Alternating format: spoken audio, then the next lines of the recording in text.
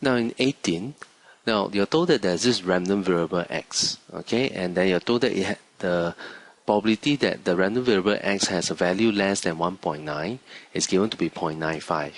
Okay, now x is not necessarily binomial or anything. Okay, you don't know that. What you only know from this line is probability x less than 1.9 is 0.95.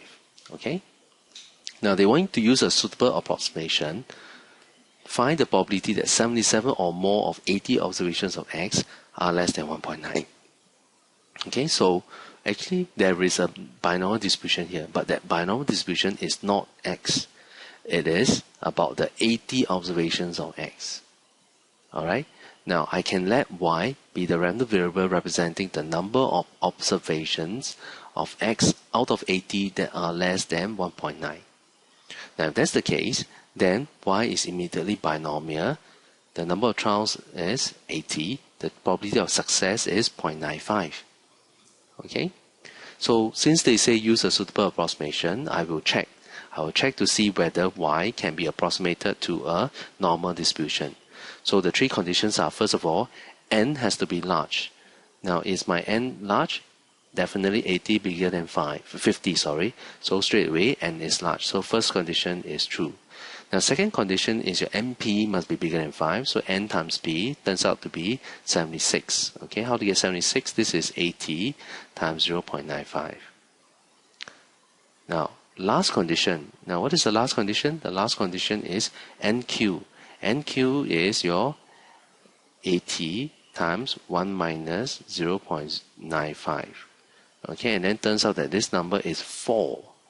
Now 4 is less than 5 and is not bigger than 5. So we cannot approximate it to a normal distribution. Okay, so we cannot. So what can we do in these circumstances?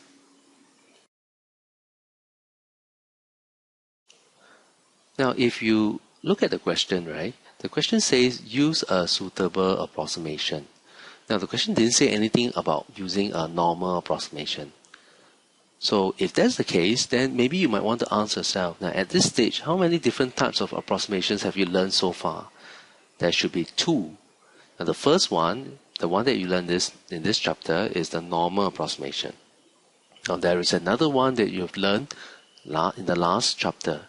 It is the Poisson approximation. Now remember the conditions for a binomial to Poisson approximation? Your n must be large, and your lambda, your mean, your NP rather, must be less than 5. So let's try and check whether we can get a Poisson approximation. Now, I'm going to let y prime be the random variable representing the number of observations of x out of 80 that are at least 1.9. Now, notice that I've changed it to at least 1.9, meaning I've changed it to the complement. Now, previously, I have this. This number is 0.95. Probability of my x less than 1.9 is 0.95. Okay, let me write nicer. Probability x less than 1.9 is 0.95. Now I know that I will not be able to use a Poisson approximation if I use this p. The reason is because my n times p, earlier on I have worked this out, n times p is definitely bigger than 5. So I have to consider using the complement. Now the complement will be probability x bigger than or equals to 1.9, and this number is 1 minus 0.95, giving me 0.05. Okay, now let's check this. Now my y prime is binomial and my n is 80, my p is now 0.05. I need n to be large. It is large. 80 is large. Then np is 4. Okay, 80 times my 0.05 gives me 4. And 4 is less than 5. And now that I've got both conditions satisfied, I can tell people that my y prime is a Poisson distribution with mean 4 approximately. Okay? And then what do I do next? Now I'm looking for what? If you look at the question, I want to find 77 or more observations of x that are less than 1.9. So if you look at this table here, remember I want 77 or more out of 80 observations. I'm looking for 77, 78, 79, and 80.